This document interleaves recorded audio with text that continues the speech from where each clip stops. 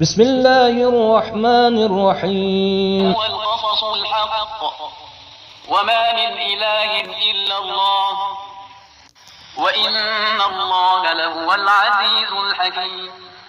فإن تولوا فإن الله عليم بالمفسدين.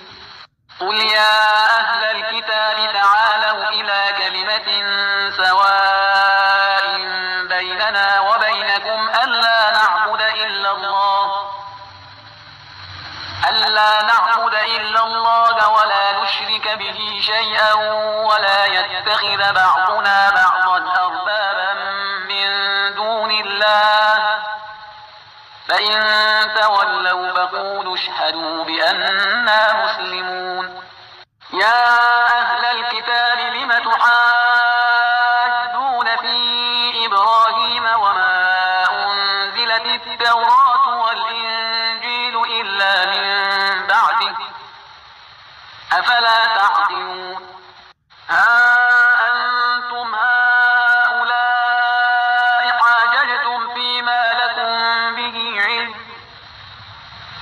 فلم تحاجون فيما ليس لكم به علم والله يعلم وأنتم لا تعلمون.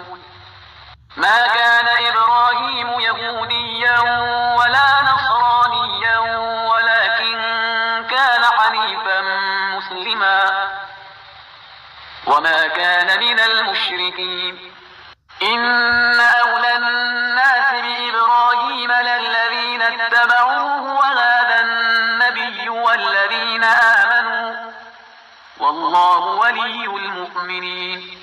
ودت طائفة من أهل الكتاب لو يضلونكم وما يضلون إلا أنفسهم وما يشعرون.